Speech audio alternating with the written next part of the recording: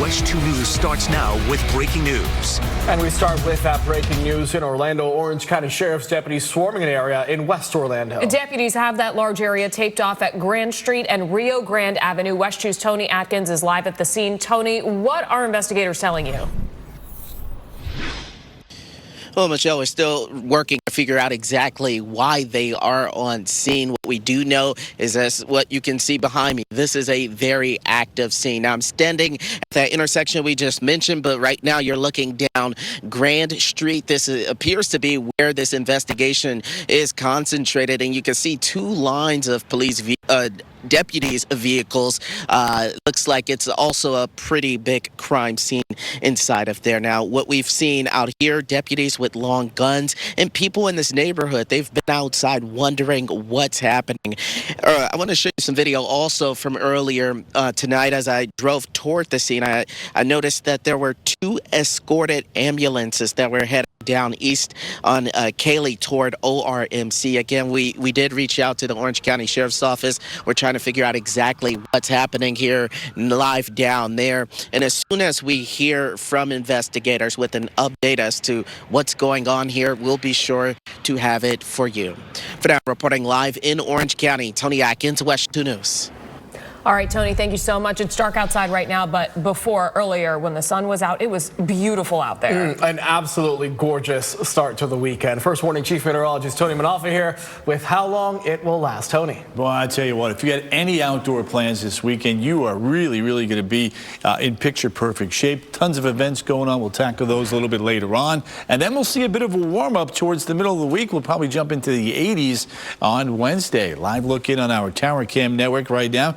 You can see it is a comfortably cool night. 50 up in Palm Coast, 61 here, 55 up towards Ocala. We take a look at the satellite radar. You can see the front down to the south. A few clouds here in the Gulf. Those will kind of build on in overnight tonight, but she should be moving in and out throughout the course of the day tomorrow. But here's the deal. We are running anywhere from about the same temperature as this time last night into Winter Haven to as much as 15 degrees colder as that drier air continues to filter on it. So it is going to be a much cooler start to the morning as we get you on into Saturday afternoon. Look at these readings now.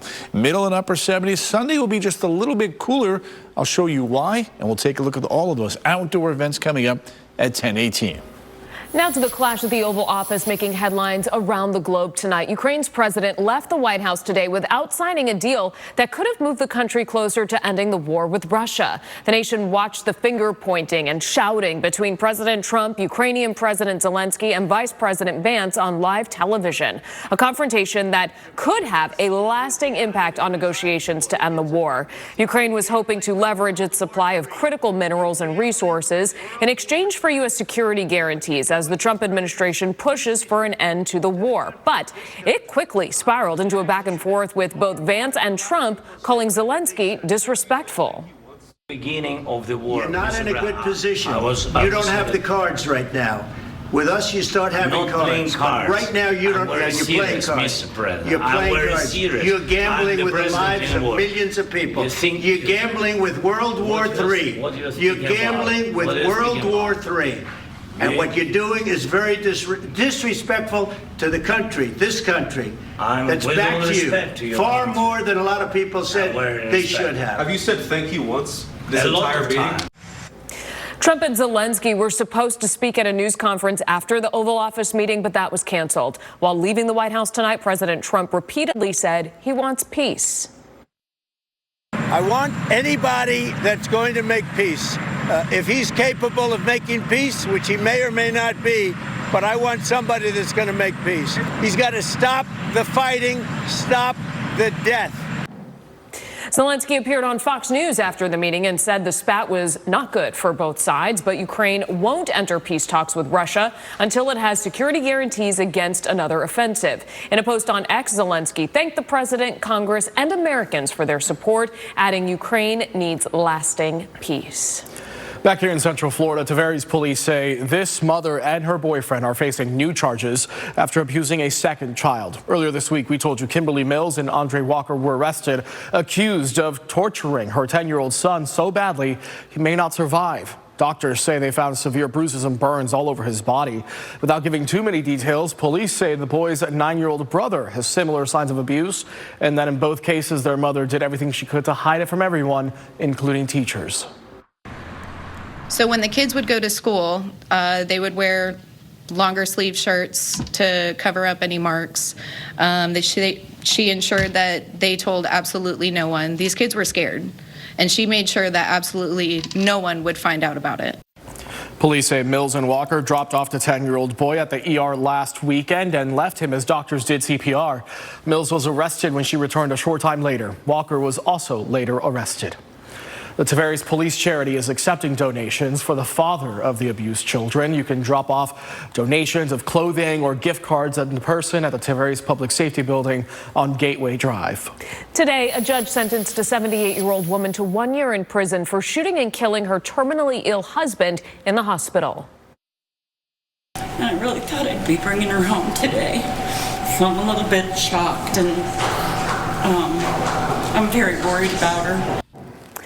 Ellen Galan's family was in tears today after the judge handed down the sentence. While her attorney was hoping she would be sentenced to probation, he says he was happy with the outcome, considering she faced up to 10 years behind bars. Galan admitted to killing her terminally ill husband and said it's what he wanted. I held the gun behind his ear. I pulled it away and asked him if he was sure. He raised his hand and placed it on my arm and pushed the gun to his head. There was a loud bang, and he was gone. The judge accepted part of her testimony, but Gilland was ultimately sentenced to prison because of the trauma suffered by civilians and law enforcement. Skin and bones, infections, and little access to clean food and water. Now, this woman, 57-year-old Twyla Guzman, is facing felony animal cruelty charges tonight. Deputies seized 3 horses they say were in bad condition after checking in on them for weeks. WESH News' Haley Crumble-Home talked with Guzman's family. Authorities investigating the deaths of Oscar-winning actor Gene Hackman and his wife are still waiting for more details from their autopsies to figure out how they died. The Santa Fe County Sheriff said today both tested negative for carbon monoxide poisoning. Hackman and his wife, Betsy Arakawa, were found Wednesday at their home.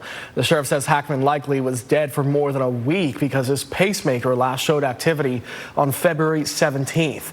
The sheriff says there's no sign of any foul play. Mr. Hackman's and Ms. Arakawa's regard for privacy. I think everybody here understands that they were very private individuals and a very private family.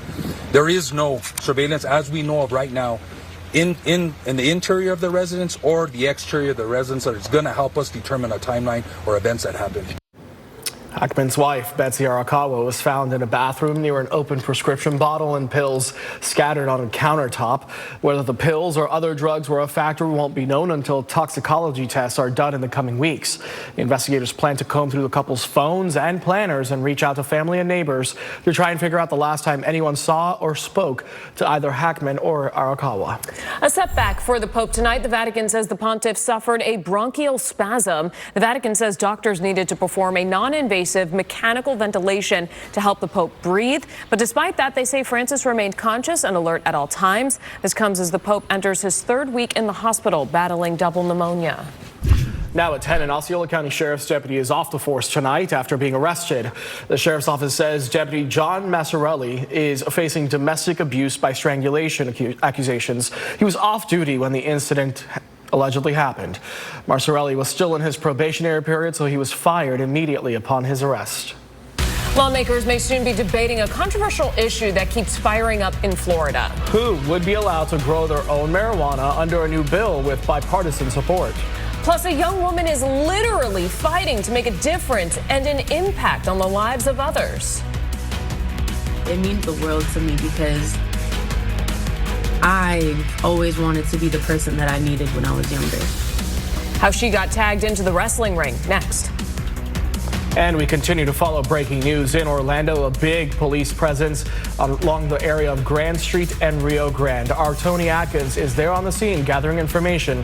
We'll have more later on in the newscast. We'll be right back.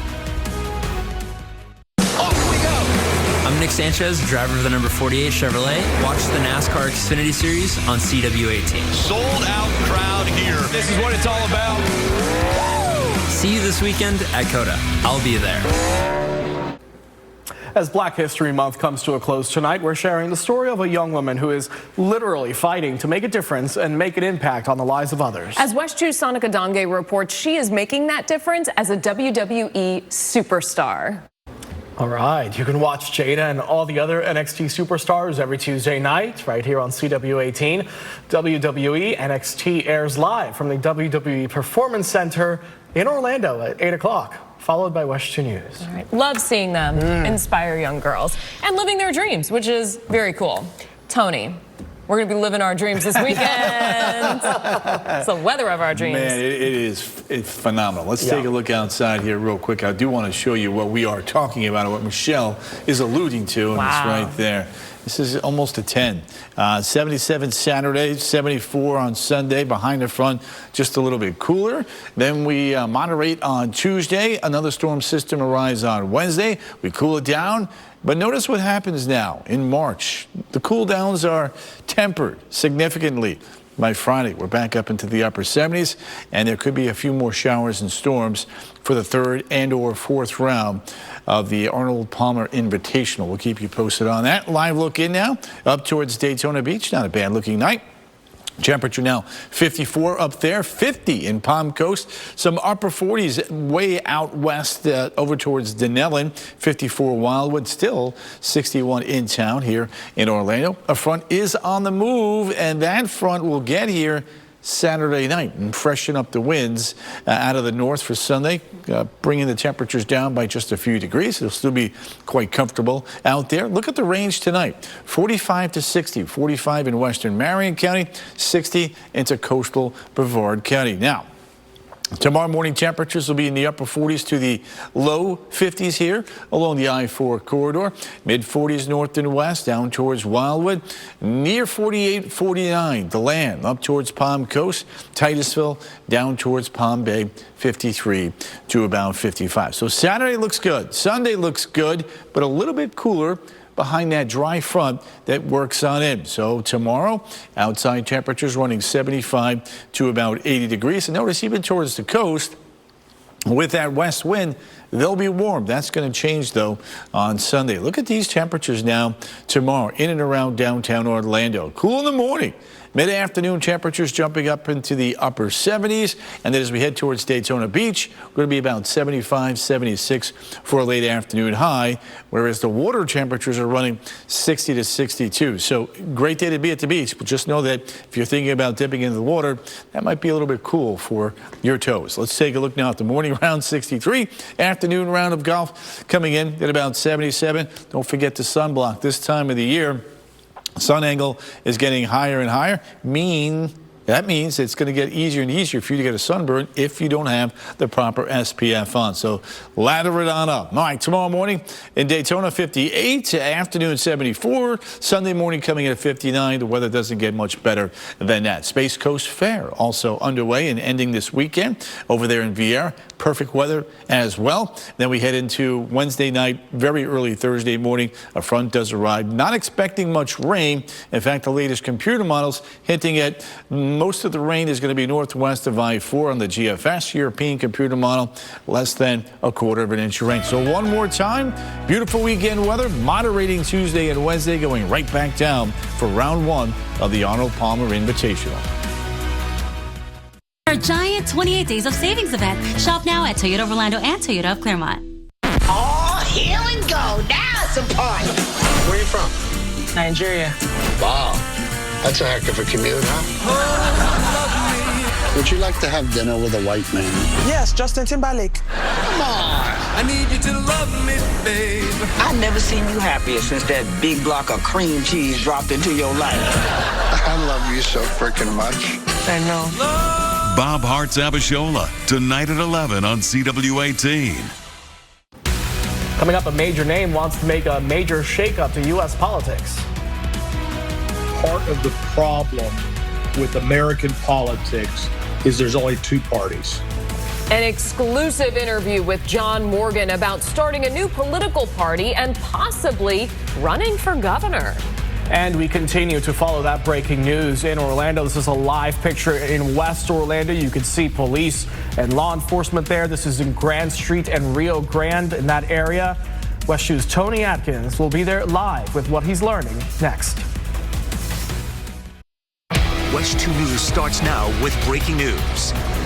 We continue following breaking news in Orange County, where deputies swarmed a neighborhood in West Orlando. Our crew saw multiple ambulances rushing away from the scene. This is all unfolding right near Rio Grande Avenue and Grand Street, south of the 408, right near Orange Blossom Trail. We have WESH 2's Tony Atkins. He was the first on this scene. Tony, walk us through what you're seeing out there.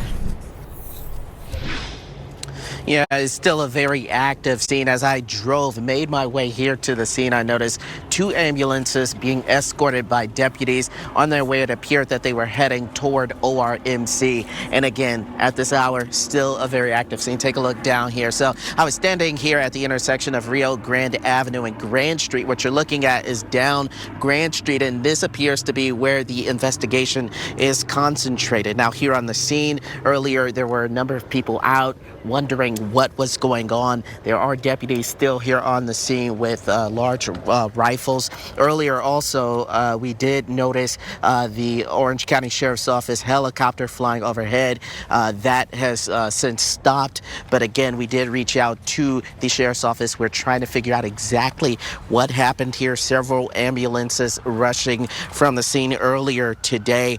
And as soon as we get more details, hopefully before 11 o'clock, we'll be sure to have that for you. For now, again, it's still an active scene. We're going to stay out here, try to figure out exactly what is going on, and we'll have the latest coming up at 11 o'clock. For now, I'm covering Orange County live tonight. Tony Atkins, WESH 2 News.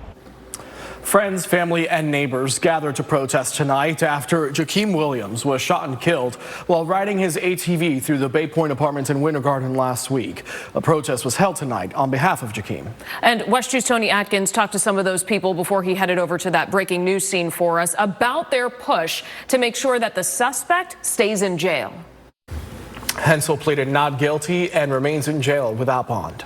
A construction worker accused of killing his boss over their opposing political views was found not guilty by reason of insanity. Mason Toney was charged with stabbing William Knight at a construction site on the Turnpike near State Road 528 in 2020. Witnesses said the two were friends outside of the workplace, but got into an argument over politics. Knight was an outspoken Trump supporter, and witnesses say they heard him yell for help and saw Toney repeatedly stabbing him. He then drove off while calling the witnesses terrorists. A review hearing is scheduled for August.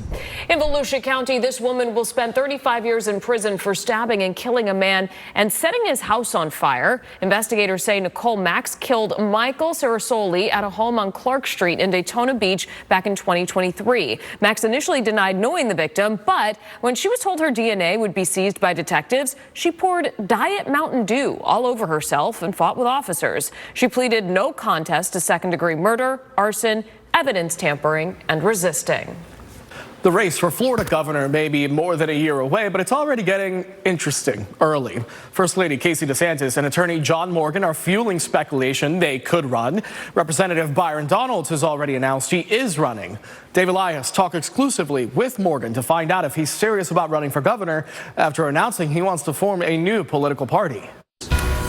The Consumer Financial Protection Bureau's Trump-appointed leadership plans to fire nearly all of its 1,700 employees while winding down the agency. That is according to workers who attended a meeting earlier this month with senior leaders and members of the Department of Government Efficiency. The agency was created to protect consumers after the 2008 financial crisis. Hundreds of probationary workers have already been fired. Employees say the agency plans to reduce staff to the bare minimum required by law, which is 5 workers. A lawsuit has put the agency's plans on hold. A hearing is scheduled for Monday. Still to come, an unsung piece of black history being preserved in Central Florida. He went about advocating for, equalization of salaries, anti-lynching, fighting to try to bring justice in cases of police brutality. The couple who spent their lives making a difference for younger generations. Tony. And as we take a look at the temperature highs today, it was chilly along the coast. That's going to change tomorrow with a west wind. I'll show you what the afternoon high temperatures look like and why Sunday's going to be a little bit cooler. All straight ahead.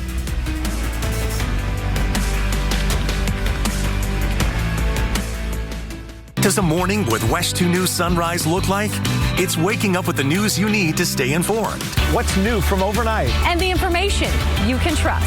It's an accurate start to your day from Kelly and class. I'll tell you exactly what to expect outside. It's a sense of direction from Megan Mackey. I'll put you on the best route for your morning commute.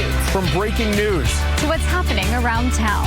This is what your next morning looks like with WESH 2 News Sunrise. Local, live, late breaking. Time and temperature brought to you by attorney Dan Newlin. I'm Nick Sanchez, driver of the number 48 Chevrolet. Watch the NASCAR Xfinity Series on CW18. Sold out crowd here. This is what it's all about. See you this weekend at COTA. I'll be there. Thursday, watch a new episode of Crime Nation at 9, 8 Central. When we think of trailblazers of the civil rights movement, you don't hear much about Harry T. and Harriet Moore, but they're considered by many as the first martyrs of the modern civil rights movement. WESH 2's Luana Munoz took a trip to MIMS, where the couple's accomplishments and legacy are being preserved. The museum and cultural complex in MIMS are open Monday through Saturday for tours, and they're available for rentals. More Florida homeowners say if given the choice, they would go without property insurance. That's according to a new University of North Florida poll. 22% say they'd go without it. 25% found the top issue facing Floridians is insurance costs. In 2022, that number was 2%. More people in South Florida said they would go without insurance compared to Central and North Florida. New details tonight on Florida Power and Light's proposal to raise rates over the next 4 years. They say they have to because of increased demand and so they can build more solar and battery facilities. Customers who use 1,000 kilowatt hours a month would see their bill go from about $134 this year to $152 by 2029. FPL projects to add 335,000 more customers through the end of 2029. The State Office of Public Counsel, which represents customers, says it plans to intervene in this case. All right, we have first warning meteorologist Eric Burris revealing his long-range 2025 hurricane forecast today. If you didn't see it, you can watch it. You can see the full list of hot spots as well as when we could possibly see tropical activity ahead. And so all you have to do is head to WESH.com/hurricane forecast. The complete opposite of tropical activity today and the rest of the weekend. It is going to be absolutely beautiful, Tony. Yeah, it's nice not to have to worry about that for at least another 93 days to start hurricane season. But, you know, look, Eric spends a lot of time on that with a group of folks that do that type of research. And, you know, it works. You know, you don't get it all, the whole picture right, but you get a good sense of where the hot spots might be. And that's really the goal of his release every year. Hey, let's switch gears here. Get out of hurricane talk so I don't get any emails saying, all right, knock it off. We got a long way to go. And I get that. I'll send it later, Tony. Thank you. 77 Saturday. We get you into Sunday and Monday. You got to love Michelle and Pirano. I love that. Keeps me in check. 78 on Tuesday, and then on Wednesday, we'll get a couple of showers, maybe a thunder shower up in our northern communities. Really not too concerned about it right now, but it's moving awfully quick. You know, this time yesterday, we thought it might impact round one of the Arnold Palmer Invitational. That does not appear to be the case, but it will be cooler on Thursday. Friday, we moderate, and then next weekend, we may have the chance for some increased activity. All right, Ocala, New Smyrna Beach, Orlando, all looking pretty good, 50s to low 60s. Port Canaveral, just had that picture for Port Canaveral. It was looking really pretty, and that's why I switched it, and now it's, of course, missing. Let's take a look now. At the Great Lakes, got an area of low pressure up there. That's going to spoke through this little front. It's quiet, it's benign, but it will switch the winds from the west to the northwest as we get you on into Sunday, and that means the temperatures will be just a few degrees cooler. Speaking of the temperatures, 49 now, Palm Coast 61 bit below, Claremont coming in the lower 60s. Big range in temperatures tonight, 45 western Marion County, right around 60 there in Brevard County. 12-hour forecast now up here in the I-4 corridor from Orlando up towards Sanford and Heathrow. We're going to be jumping up into the middle 70s here by late tomorrow afternoon, 3, 4 o'clock. Nice cool start for your Saturday morning here. That will quickly climb into the 50s, the 60s, and the 70s by the afternoon. Look at Titusville, Melbourne, out the door at 7 a.m. You'll be running about 50 to 55 degrees. A lot of clouds around in the morning, but they'll thin on out as we get deeper into the afternoon, especially up north. I think this particular model is a little bit overdone, but look at the clearing now, setting us up nicely as we get you on into Sunday. You can see a little bit of a northeasterly wind here, sign of change heading our way as we get into the beginning of the upcoming work week. And you can see by midnight, just a few high clouds coming in off of the Gulf of Mexico. Hey, a normal high this time of the year, it's right around 77, and guess where we're going to be tomorrow? Right around 77 degrees. Palm Coast there, you're going to be at about 75, a little bit warmer than today. The attraction is going to be wonderful here, touch warmer, 77, maybe 78 degrees by the afternoon. Central Florida Fair is underway, 53, 77, and 74. Looking very, very nice morning, afternoon, and then on into Sunday. Mardi Gras, Foster for the People in town, the concert tomorrow night. You might need a light jacket for that as the concert's getting going. And then Camping World Stadium. Look at this forecast. Doesn't get much better. 74, 75, 69. 7 days out. The only chance for rain arrives on Wednesday. All right, Tony, thank you. We're talking sports and something I didn't think we'd be talking about. I didn't realize it was coming up so soon. Yeah, the Arnold Palmer starts soon. You never know when it's coming up on you, but here it is. Next week, we got the Arnold Palmer Invitational. Some of the best golfers in the world will be here in the city. Beautiful. We cannot wait for it. It's always one of our favorite events. We got a lot more on that coming up next. Plus, the Magic, they've lost 2 straight games, but they are looking to take some positives away from yesterday's loss, especially if they can hold a future Hall of Famer below 50 points. We hear from Jamal Mosley next in sports. This Saturday, the NASCAR Xfinity Series heads to the Lone Star State and the Circuit of the Americas. This is a wild ride. The NASCAR Xfinity Series, Saturday at 2 on CW18. Now, WESH 2 Sports on CW18. Sponsored by attorney Dan Newland.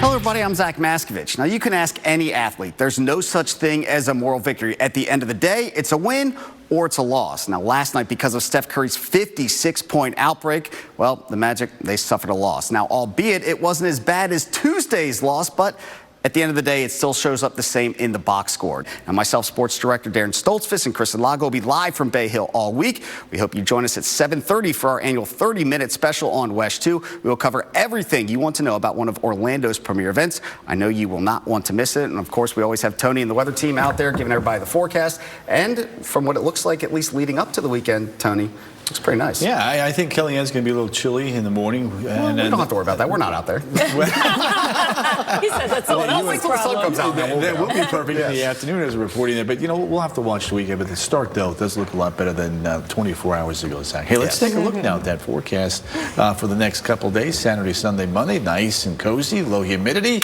And you can see there's that rain event Wednesday. Much cooler, though, Thursday. And look at that turnaround by Friday afternoon in the upper 70s, guys. All right, remember you can wake up with WESH. The Sunrise Crew starts at 5 a.m. with overnight news and your first warning weather, and we're staying on top of everything tonight. And you can flip over to WESH 2 for local live late breaking news at 11 right now. We're always online on WESH.com.